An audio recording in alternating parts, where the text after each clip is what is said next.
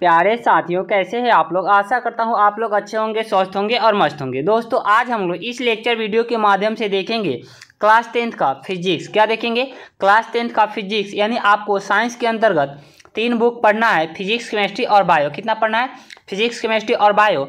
इसमें हम लोग देखेंगे फिजिक्स का, जिसको हम लोग हिंदी में भौतिकी बोलते हैं, उसका हम लोग टॉप 50 MVVI लघु उत्तरीय प्रश्न एवं उत्तर देखेंगे।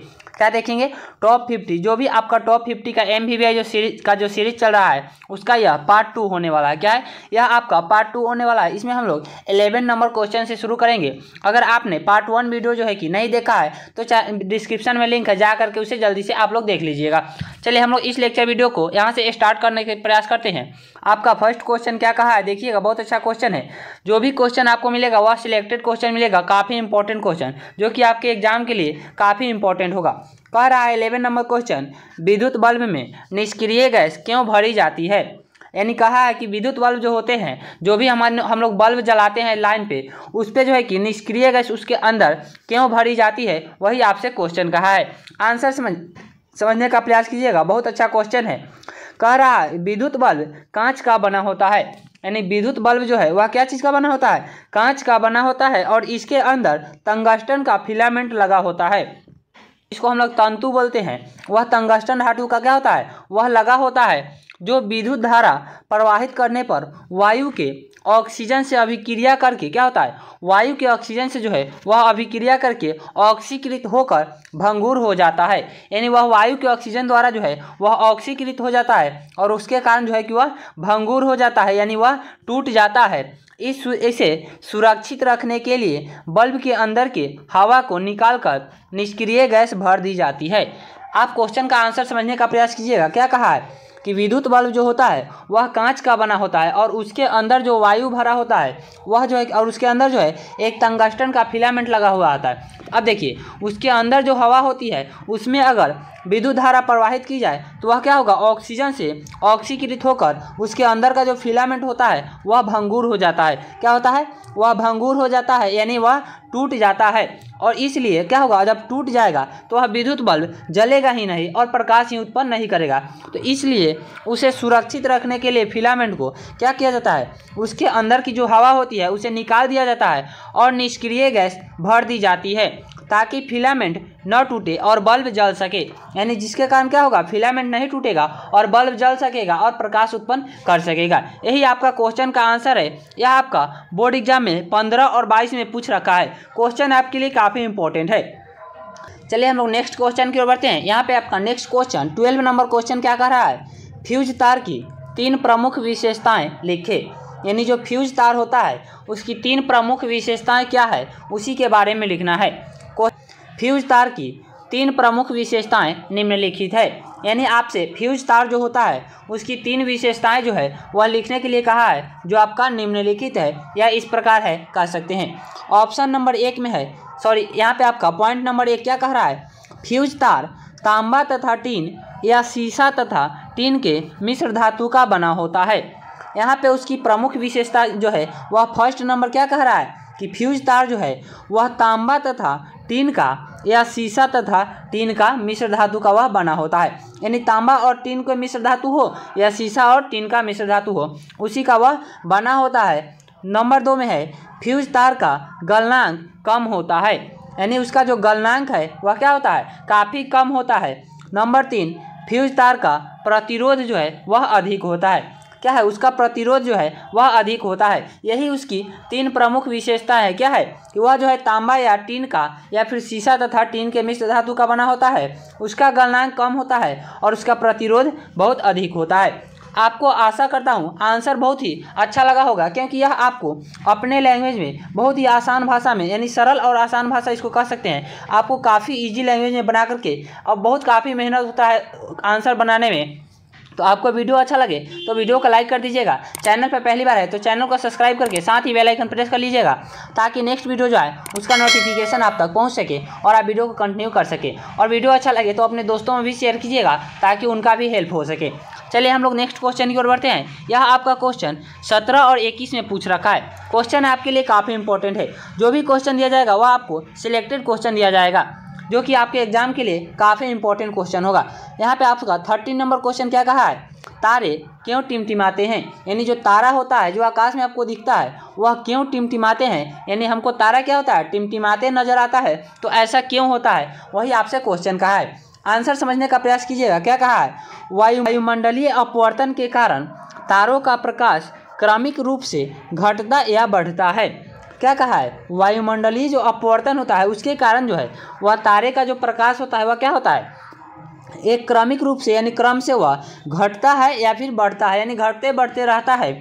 प्रकाश के घटने या बढ़ने के कारण ही तारे टिमटिमाते नजर आते हैं।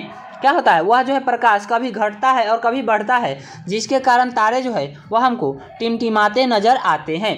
यदि तारों से निकलने वाली प्रकाश बढ़ते हुए आँखों तक पहुँचती है, देखिएगा अगर जो तारा से जो प्रकाश निकलता है वह अगर बढ़ते हुए हमारी आंखों तक पहुंचती है तो तारा चमकीला दिखाई देता है। जब तारे का प्रकाश अधिक हमको दिखाई देगा तो वह क्या होगा, चमकीला दिखाई देगा। और अगर तारे से निकलने वाली प्रकाश जो है वह हमारी आंखों तक जो है घटते हुए अगर पहुंचेगी, यानी हमको क्या होगा, जब घटते हुए पहुंचेगी तो वह तारा हमको धुंधला दिखाई देगा। यही कारण है कि तारे टिमटिमाते नजर आते हैं, यानी यही कारण है क्या चीज़, जो कि तारे का जो प्रकाश है वह क्रमिक रूप से घटते या बढ़ते रहता है, जिसके कारण तारों का प्रकाश क्या होता है, तारे जो है वह हमको टिमटिमाते नजर आते हैं। यही आपका आंसर है। यह क्वेश्चन आपके लिए काफ़ी इंपॉर्टेंट है। यह 13, 18 और 21 में क्वेश्चन पूछ रखा है। क्वेश्चन आपके लिए काफ़ी इंपॉर्टेंट है। आशा करता हूँ आपको आंसर पसंद आया होगा। आंसर पसंद आए तो वीडियो को लाइक कर दीजिएगा, क्योंकि वीडियो बनाने में काफ़ी मेहनत होता है। आपके लिए मैं जो भी होता है बहुत ही सरल और आसान भाषा में सिलेक्टेड क्वेश्चन लाता हूं। तो पर डे क्लास चलता है आपका शाम 7 बजे से। अगर क्लास ज्वाइन नहीं की है तो क्लास ज्वाइन कीजिए। आप लोग का जो है वह एग्जाम के लिए जो भी आपका सीरीज चलाया जा रहा है वह आपके एग्जाम के पहले पूर्ण रूप से आपका सिलेबस समाप्त हो जाएगा और आप अच्छी खासी मार्क्स उठा सकते हैं। 80%, 90% आप आराम से स्कोर कर सकते हैं अगर आप अच्छी खासी तैयारी कर लेते हैं तो। देखिएगा 14 नंबर क्वेश्चन क्या कहा है, नाभिकीय संलयन क्या है, यानी नाभिकीय संलयन जो है वह क्या है, यही क्वेश्चन कहा है। आंसर समझिएगा, जब दो हल्के नाभिक क्या होता है, जब दो हल्के नाभिक मिलकर एक भारी नाभिक का निर्माण करते हैं। यहाँ पे आंसर समझिएगा क्या कहा है कि जब दो हल्के नाभिक मिलकर एक भारी नाभिक का निर्माण करते हैं तब इस घटना को नाभिकीय संलयन कहते हैं। संलयन का मतलब होता है संलयित करना, यानी उसे जोड़ना। जैसे देखिए अगर कोई भी दो छोटा छोटा टुकड़ा ले लेंगे और उसको अगर एक साथ हम जोड़ देते हैं, मिला देते हैं, तो वह क्या हो जाएगा, एक बड़ा सा गोला बन जाएगा। जैसे अगर दो छोटे छोटे गोले को लेते हैं, उसको अगर पिघला कर या फिर किसी कारण से जो है कि उसको अगर एक कर देते हैं, मिला देते हैं, तो वह क्या हो जाएगा, एक बड़ा सा गोला बन जाएगा। तो वही क्या होगा हमारा वहाँ पे नाभिकीय संलयन का उदाहरण। तो वही यहाँ कह रहा है कि नाभिकीय संलयन क्या है, तो वह जो है कि दो हल्के नाभिक मिलकर या दो से अधिक भी हो सकते हैं, वह क्या होगा, एक भारी नाभिक का जब निर्माण करते हैं तब इस घटना को नाभिकीय संलयन कहते हैं। नाभिकीय संलयन से भी नाभिकीय ऊर्जा की प्राप्ति होती है, यानी नाभिकीय संलयन के फलस्वरूप जो है वह नाभिकीय ऊर्जा की भी प्राप्ति होती है। सूर्य से प्राप्त होने वाले ऊर्जा नाभिकीय संलयन की ऊर्जा है, यानी सूर्य से जो हमको प्राप्त होता है जो ऊर्जा वह क्या है, नाभिकीय संलयन की ऊर्जा है। इसमें दो हाइड्रोजन परमाणु संलयित होकर यानी मिल करके एकत्र होकर के हीलियम परमाणु का निर्माण करते हैं। क्या है, जो क्या होता है, जब सूर्य से जो प्राप्त होता है वह ऊर्जा वह आपका नाभिकीय संलयन की ऊर्जा है। उसमें जो है कि क्या होता है, दो हाइड्रोजन परमाणु यानी हाइड्रोजन की दो परमाणु मिलकर क्या होता है, एक बड़ा सा हीलियम परमाणु का निर्माण करते हैं और इस अभिक्रिया में काफ़ी मात्रा में ऊर्जा निकलती है। यानी यह जो अभिक्रिया होती है इसमें जो है कि काफ़ी अधिक मात्रा में ऊर्जा निकलती है। यही आपका क्वेश्चन का आंसर है। यह आपका बोर्ड एग्जाम में 21 के सेकेंड पाली में पूछ रखा है। क्वेश्चन आपके लिए काफ़ी इंपॉर्टेंट है। चलिए नेक्स्ट क्वेश्चन की ओर बढ़ते हैं। यदि आपको किसी क्वेश्चन पे या आंसर पे डाउट है तो आप कमेंट करके बिल्कुल पूछिएगा। कोई भी डाउट होगा आप कमेंट कीजिएगा, आपको रिप्लाई जरूर मिलेगा।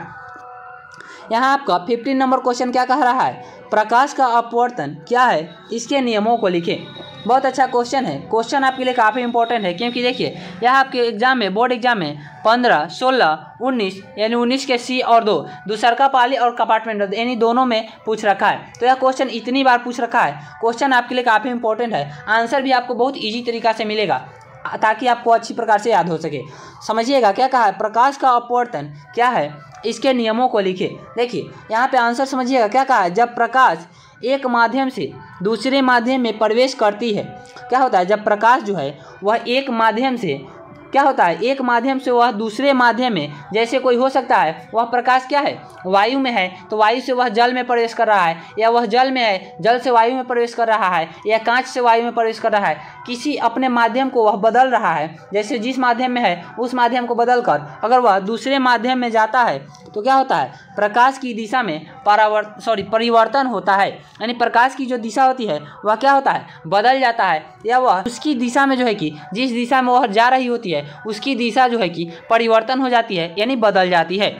वह जो है, यह जो है कि बदलने की घटना क्या कहलाता है, प्रकाश की दिशा में होने वाले इस परिवर्तन को प्रकाश का अपवर्तन कहते हैं। यानी प्रकाश की जो यह घटना है क्या होता है, जब प्रकाश एक माध्यम से दूसरे माध्यम में प्रवेश करती है तो प्रकाश की दिशा में परिवर्तन होता है। प्रकाश की दिशा में होने वाले इस परिवर्तन को प्रकाश का अपवर्तन कहते हैं। यानी प्रकाश की दिशा में जो यह परिवर्तन होता है वह आपका प्रकाश का अपवर्तन कहलाता है। और इसके दो नियम हैं, कितने हैं, इसके दो नियम हैं। कह रहा है कि प्रकाश का अपवर्तन क्या है, आपका आंसर इतना ही है। आपसे सिर्फ अगर क्वेश्चन पूछेगा तो पूछेगा प्रकाश का अपवर्तन क्या है और इसके कितने नियम है। तो प्रकाश का अपवर्तन का परिभाषा इतना है, इसके दो नियम है, इतना लिख दीजिएगा, आपको पूर्ण रूप से 2 मार्क्स मिल जाएगा।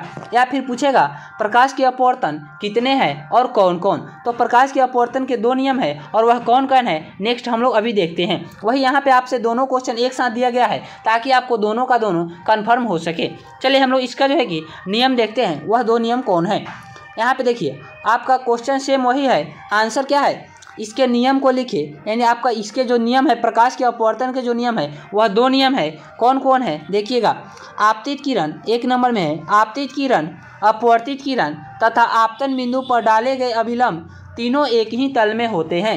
क्या है, आपतित किरण, अपवर्तित किरण और आपतन बिंदु पर जो डाले गए अभिलंब होते हैं वह तीनों जो है एक ही तल में होते हैं। क्या है, तीनों एक ही तल में होते हैं। पॉइंट नंबर 2 देखिएगा क्या कहा है, प्रकाश के किसी विशेष रंग के लिए आपतन कोण की ज्या, जिसको हम लोग साइन बोलते हैं, और अपवर्तन कोण की ज्या यानी का अनुपात जो है वह किन्हीं 2 माध्यमों के लिए नियतांक होता है।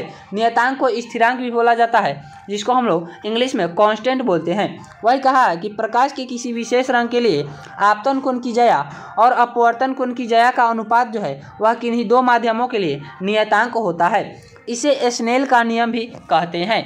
यानी इस नियम को जो है कि क्या है, प्रकाश के जो दूसरा नियम है इसको हम लोग स्नेल का नियम भी कहते हैं। आपसे क्वेश्चन ये भी पूछता है कि स्नेल का नियम क्या है, ये भी क्वेश्चन आपके लिए इंपॉर्टेंट है, बहुत बार एग्जाम में पूछ रखा है। तो आपसे पूछेगा कि स्नेल का नियम क्या है, आप सिर्फ यहाँ से 2 नंबर जो पॉइंट है इतना को आप लिख दीजिएगा, यहाँ से यहाँ तक इस इंग्लिश के साथ आपको 2 मार्क्स पूरा का पूरा अच्छी प्रकार से मिल जाएगा। सिर्फ इतना लिखिएगा, आप इस प्रकार से भी कह दीजिएगा, इसे स्नेल का नियम भी कहते हैं, या फिर लिख दीजिएगा कि प्रकाश के इतना लिखने के बाद कह दीजिएगा कि प्रकाश के अपवर्तन के दूसरे नियम को स्नेल का नियम कहा जाता है। इस प्रकार से भी लिख दीजिएगा, आपको 2 मार्क्स मिल जाएगा। जैसे देखिए यह नियतांक जो है वह यहाँ पे दिया हुआ है, जैसे साइन आई बटा sine R equal to mu. Mu जो है वह हमारा स्थिरांक या नियतांक है, इसको हम लोग म्यू पढ़ते हैं। देखिए साइन आई बटा साइन आर, जैसे यहाँ पे क्या है, प्रकाश के किसी विशेष रंग के लिए आपतन कोण की ज्या, आपतन कोण को हम लोग आई से सूचित करते हैं और ज्या यहाँ पे साइन है, और अपवर्तन कोण की ज्या यानी साइन जो है वह क्या होता है, अपवर्तन कोण को आर से सूचित करते हैं, वह जो है कि किन्हीं 2 माध्यमों के लिए नियतांक होता है। यानी क्या है, अनुपात कहने का मतलब दोनों को बट्टा, क्या करेंगे, दोनों का बट्टा, आपतन कोण बट्टा परावर्तन कोण, यानी आपतन कोण की ज्या साइन आई बट्टा अपवर्तन कोण की ज्या sine R equal to mu. क्या होगा, यही आपका स्थिरांक या नियतांक है। तो आशा करता हूँ आपको आंसर समझ में आया होगा। अगर आपसे दोनों क्वेश्चन मिक्स करके पूछेगा तो हो सकता है 5 नंबर में भी पूछ सके, हो सकता है 2 नंबर में भी पूछ सके, या आपको ज़्यादा चांस है कि 2 नंबर में जब पूछेगा तो सिर्फ आपसे नियम पूछेगा, या अगर सिर्फ इसका अपवर्तन का परिभाषा पूछेगा, या स्नेल का नियम भी पूछ सकता है। क्वेश्चन आपके लिए काफ़ी इंपॉर्टेंट है, 15, 16, 19 में पूछ रखा है। क्वेश्चन काफ़ी इंपॉर्टेंट है क्योंकि इससे आपको 3 से 4 क्वेश्चन कंप्लीट हो रहा है। चलिए नेक्स्ट क्वेश्चन देखते हैं। यहाँ आपका 16 नंबर क्वेश्चन क्या कहा है, बहुत अच्छा क्वेश्चन है। कह रहा है नवीकरणीय ऊर्जा स्रोतों को परिभाषित करें। यानी जो नवीकरणीय ऊर्जा स्रोत है उनको परिभाषित करने के लिए कह रहा है। आंसर देखिएगा क्या कहा है, ऊर्जा के वैसे स्रोत जो कभी समाप्त नहीं होने वाले हैं। ऊर्जा के क्या है, वैसे स्रोत जो कभी जो है समाप्त नहीं होने वाले हैं। क्या है, वह जो है कि समाप्त नहीं होने वाले हैं और जिनकी पुनः पूर्ति संभव है। यानी अगर कोई जैसे वह समाप्त हो भी जाता है तो उसकी पुनः पूर्ति क्या है, संभव है। ऊर्जा के नवीकरणीय स्रोत कहलाते हैं। यानी यह जो है कि क्या होगा, यह जो भी ऊर्जा है वह आपका ऊर्जा के नवीकरणीय स्रोत कहलाते हैं। जो कौन है, वह जो है कि कभी समाप्त नहीं होता है और जिसकी पुनः पूर्ति संभव है, ऊर्जा के नवीकरणीय स्रोत कहलाते हैं। जैसे सौर ऊर्जा क्या है, यहाँ पे आपको दिया है सौर ऊर्जा, जल ऊर्जा, पवन ऊर्जा, वायु ऊर्जा आदि ऊर्जा के नवीकरणीय स्रोत है। यानी सूर्य से प्राप्त होने वाले सौर ऊर्जा, जैसे पवन चक्की चलाकर आपने देखा होगा, जैसे कहीं पे जाते हैं तो चौर में जैसे वहाँ पे बड़ा पंखा की तरह लगा हुआ रहता है, वही जो है कि पवन चक्की द्वारा क्या होता है, पवन ऊर्जा का निर्माण होता है। तो वही हमारा है सौर ऊर्जा जो है सूर्य से प्राप्त होता है। सौर ऊर्जा, पवन ऊर्जा, जल ऊर्जा, ये सभी आपका क्या है, वायु ऊर्जा, ये सभी आपका नवीकरणीय ऊर्जा स्रोत है। क्योंकि यह जो है कि अगर समाप्त नहीं होने वाला है और अगर समाप्त हो भी जाता है तो इसकी पुनः पूर्ति संभव है। तो यह आपका नवीकरणीय ऊर्जा स्रोत है। क्वेश्चन आपके लिए काफ़ी इंपॉर्टेंट है, यह आपका बोर्ड एग्जाम में 19 में पूछ रखा है। चलिए नेक्स्ट क्वेश्चन की ओर बढ़ते हैं। यहाँ आपका 17 नंबर क्वेश्चन क्या कहा है, बहुत अच्छा क्वेश्चन है। कह रहा है भू संपर्क तार क्या है, इसका क्या कार्य है। यानी भू संपर्क तार जो है वह क्या है और इसका क्या कार्य है। आंसर समझिएगा, पहले क्वेश्चन देखिए क्या कहा है, भू संपर्क तार। भू कहने का अर्थ क्या निकल रहा है, यहाँ हमको लग रहा है कि यह क्या है, भूमि के संपर्क में है। तो आंसर देखिएगा क्या कह रहा है, भू संपर्क तार प्रायः हरे रंग के आवरण से ढका हुआ होता है। यानी जो भू संपर्क तार जो होता है वह क्या होता है, प्रायः वह हरे रंग के आवरण से, यानी उसके ऊपर जो है वह हरे रंग का क्या होता है, जैसे हम लोग खोल जिसको बोल सकते हैं, वह हरे रंग का उसका खोल होता है या आवरण से वह ढका हुआ होता है। इस अर्थ किसे है, इसे जो है हम लोग अर्थ वायर, यहाँ पे इसे होगा, इसे अर्थ वायर भी कहा जाता है। यानी जो भू संपर्क तार है उसे अर्थ वायर भी कहा जाता है। यह घर के निकट पृथ्वी के काफ़ी नीचे क्या होता है, यह जो है कि घर के निकट पृथ्वी से जो नीचे है, पृथ्वी के नीचे मिट्टी में धातु के एक चालक प्लेट से जुड़ा रहता है। यानी धातु का बना एक चालक प्लेट होता है जिससे वह जुड़ा रहता है, वह मिट्टी के नीचे काफ़ी नीचे रहता है। यह विद्युत आपूर्ति को किसी भी प्रकार से प्रभावित नहीं करती है। यानी यह जो है कि क्या है, भू संपर्क तार जो है वह आपको विद्युत आपूर्ति की जो है वह किसी प्रकार से क्या है, यह प्रभावित नहीं करती है। इसका उपयोग प्रायः विद्युत इस्त्री, टोस्टर, रेफ्रिजरेटर आदि धातु के आवरण वाले विद्युत में सुरक्षा के रूप में किया जाता है। क्या कहा, इसका जो है कि प्रयोग कहाँ किया जाता है, विद्युत इस्त्री, टोस्टर, रेफ्रिजरेटर आदि धातुओं के आवरण में जो है कि क्या कहा जाता है, विद्युत में सुरक्षा के रूप में किया जाता है। यानी यह जो है कि तार सुरक्षा की दृष्टि से लगाया जाता है ताकि जो है कि अगर जैसे वोल्टेज बढ़े या घटे तो उसका जो विभव है वह क्या हो जाएगा, पृथ्वी के विभव के बराबर हो जाएगा, जिससे क्या होगा, खतरा से कोई भी व्यक्ति बच सकता है। या हमारी जो है कि जो भी हमारे घर में जो भी लाइन गया है उससे क्या होगा, खतरा से बचाव होगा। तो उसी के बचाव के लिए सुरक्षा की दृष्टि से भू संपर्क तार को लगाया जाता है। तो इसका क्या कार्य है, यह इसका जो कार्य है वह विद्युत आघात से क्या है, विद्युत आघात से सुरक्षा प्रदान करना है। आशा करता हूँ आंसर आपको पसंद आया होगा। यह क्वेश्चन 19 के फर्स्ट पाली में पूछ रखा है। क्वेश्चन आपके लिए काफ़ी इंपॉर्टेंट है। चलिए नेक्स्ट क्वेश्चन देखते हैं। यहाँ आपका 18 नंबर क्वेश्चन क्या कहा है, फ्लेमिंग के वाम हस्त नियम को लिखे। वाम मतलब होता है बायां और दक्षिण हस्त नियम पूछेगा तो दायां होगा। क्या कहा है, फ्लेमिंग के वाम हस्त नियम को लिखे। आंसर समझिएगा, अपने बाएं हाथ की तर्जनी, यानी वाम मतलब बायां होता है, वही कहा है कि अपने बाएं हाथ की तर्जनी, माध्यमा और अंगूठा को परस्पर लंबवत इस प्रकार फैलाएं। क्या है, तर्जनी, माध्यमा और अंगूठा। अंगूठा जो है वह हमारा थंब फिंगर है, माध्यमा यह आपका क्या है, माध्यमा और उसके बाद तर्जनी। माध्यमा जो है वह आपका मिडिल फिंगर जिसको हम लोग बीच वाला उंगली कहते हैं, और यह आपका तर्जनी है जो कि तीनों उंगली को क्या है, परस्पर इस प्रकार लंबवत फैलाना है कि तर्जनी चुंबकीय क्षेत्र की दिशा क्या है, जो तर्जनी है वह चुंबकीय क्षेत्र की दिशा और माध्यमा धारा की दिशा को दर्शाए, तो अंगूठा धारावाही चालक पर लगे बल की दिशा को दर्शाता है। यही फ्लेमिंग का वाम हस्त नियम कहलाता है। क्या है, फ्लेमिंग का वाम हस्त नियम जो है वह यही है, क्या है, कि उसके अनुरूप जो है उसके अनुसार क्या होता है, अगर हम बाएं हाथ की तर्जनी, मध्यमा और अंगूठा को लंबवत इस प्रकार फैलाए कि तर्जनी क्या होगा, वह चुंबकीय क्षेत्र की दिशा की ओर संकेत करे, मध्यमा धारा की दिशा को दर्शाए, तो अंगूठा उस पर लगे धारावाही चालक पर लगे बल की दिशा को दर्शाता है। यही आपका फ्लेमिंग का वाम हस्त नियम कहलाता है। क्वेश्चन आपको काफ़ी इंपॉर्टेंट है, यह 19 के सेकेंड पारी में पूछ रखा है। चलिए नेक्स्ट क्वेश्चन की ओर बढ़ते हैं। यहाँ आपका 19 नंबर क्वेश्चन क्या कहा है, बहुत अच्छा क्वेश्चन है।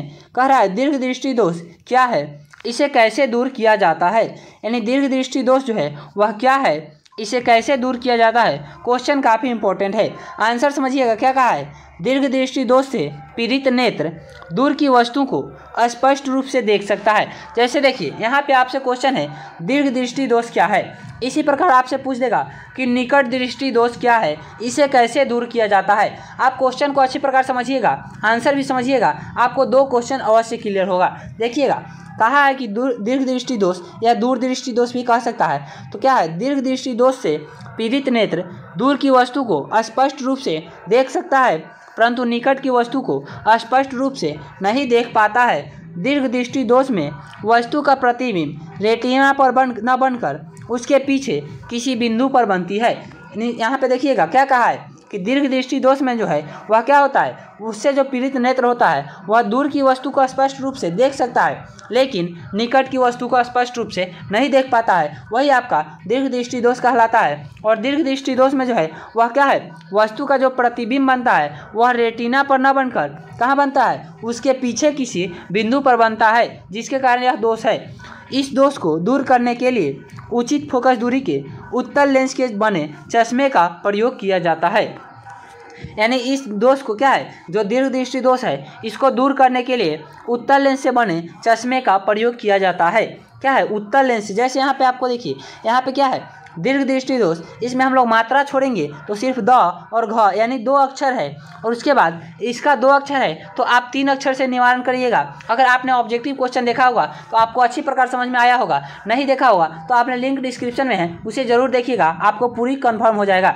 यहाँ पे क्या है, अगर दीर्घ में आपको 2 अक्षर है तो यह आपका 3 अक्षर से निवारण होगा। जैसे उत्तल में क्या है, 3 अक्षर है। अगर आपका यहाँ पर निकट रहता, निकट दृष्टि दोष, तो क्या होता, निकट में अगर हम न की मात्रा छोड़ रहे हैं तो न, क और ट 3 अक्षर आ रहा है, जिसका निवारण क्या होगा, 4 अक्षर से। और 4 अक्षर से जो बना लेंस है वह आपका अवतल लेंस होता है। यानी यही 2 आपको कन्फ्यूज करता है, दीर्घ दृष्टि दोष और निकट दृष्टि दोष। तो निकट दृष्टि दोष का निवारण अवतल लेंस द्वारा और दीर्घ दृष्टि दोष का निवारण उत्तल लेंस द्वारा होता है।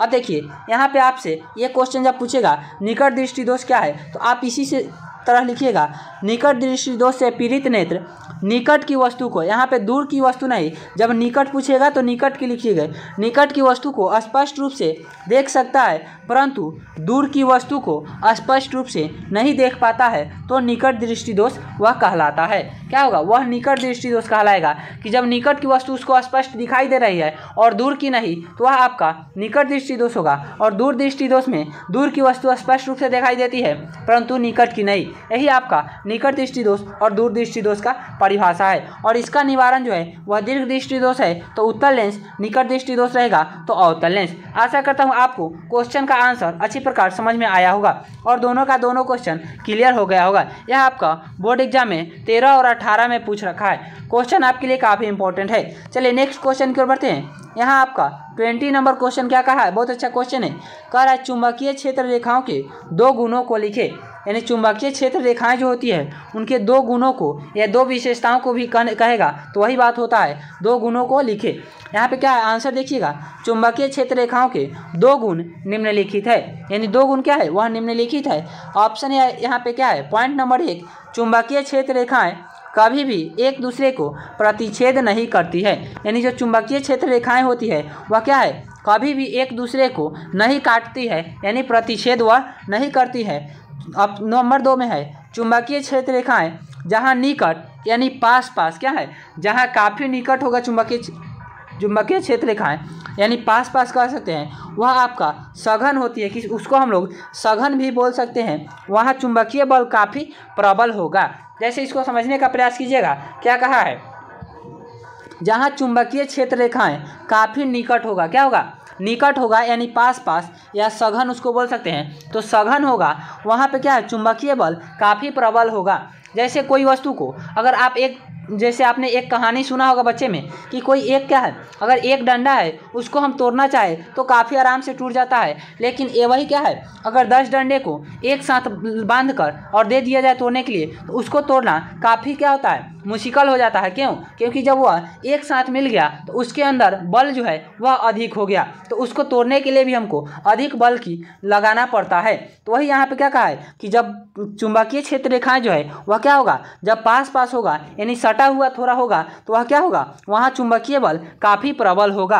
और इसी प्रकार आप इस एक का और पॉइंट बनाकर लिख सकते हैं कि जहाँ चुंबकीय क्षेत्र रेखाएं काफ़ी दूर दूर होती है तो वहाँ पे क्या होगा, चुंबकीय बल काफ़ी क्या होगा, वहाँ पे आपका प्रबल नहीं, वहाँ पे आपका दुर्बल होगा। क्या होगा, दुर्बल होगा यानी वह कमजोर होगा। आपका पॉइंट नंबर 3 है, ये रेखाएं चुंबक के बाहर उत्तरी ध्रुव से दक्षिणी ध्रुव की ओर तथा चुंबक के अंदर दक्षिणी ध्रुव से उत्तरी ध्रुव की ओर होती है। यानी चुंबकीय क्षेत्र रेखाएं जो है वह क्या है, चुंबक के बाहर जो है वह उत्तरी ध्रुव से दक्षिणी ध्रुव की ओर होती है, लेकिन वह चुंबक के अंदर जो है वह दक्षिणी ध्रुव से उत्तरी ध्रुव की ओर होती है। आपसे सिर्फ 2 पॉइंट पूछा है, मैंने आपको 3 पॉइंट बताया और एक एक्स्ट्रा पॉइंट समझा दिया, जिससे आपको 4 पॉइंट क्लियर हो गया। आप आराम से इसमें से 2 पॉइंट लिख सकते हैं, कोई भी 2 पॉइंट लिखिए, आपका 100% सही है। आप आशा करता हूँ आंसर आपको पसंद आया होगा। यह आपका बोर्ड एग्जाम में 18 में पूछ रखा है, क्वेश्चन आपके लिए काफ़ी इंपॉर्टेंट है। हम लोग इस लेक्चर वीडियो के माध्यम से इतना ही क्वेश्चन देखेंगे। जैसे हम लोगों ने पहला लेक्चर में 10 क्वेश्चन कंप्लीट किया, फिर इसमें 10 दोनों मिलाकर आपका 20 क्वेश्चन कंप्लीट हो गया। यानी इस प्रकार से आपको 50 क्वेश्चन का जो सीरीज है वह 5 वीडियो में पूर्ण रूप से कंप्लीट हो जाएगा। और इसी प्रकार आपका बायो, केमिस्ट्री जो भी है सबका आपको पूरी डिटेल में मिल जाएगा। और इसका लॉन्ग फॉर्मेट भी क्वेश्चन, ऑब्जेक्टिव का भी सीरीज, सबका आपको एक सीरीज बनाकर मिल रहा है, जो कि आपके एग्जाम के लिए काफ़ी इंपॉर्टेंट क्वेश्चन, सिलेक्टेड क्वेश्चन लाया जा रहा है। तो आपको वीडियो अच्छा लगा हो तो वीडियो को लाइक कीजिएगा, चैनल पे पहली बार है तो चैनल को सब्सक्राइब करके साथ ही बेल आइकन प्रेस कीजिएगा, ताकि नेक्स्ट वीडियो आए उसका नोटिफिकेशन आप तक पहुँच सके। और अच्छा लगा हो तो अपने दोस्तों में भी शेयर कीजिएगा। इस लेक्चर वीडियो में हम लोग इतना ही देखेंगे, मिलते हैं फिर नेक्स्ट वीडियो में नए टॉपिक के साथ। तब तक के लिए बाय।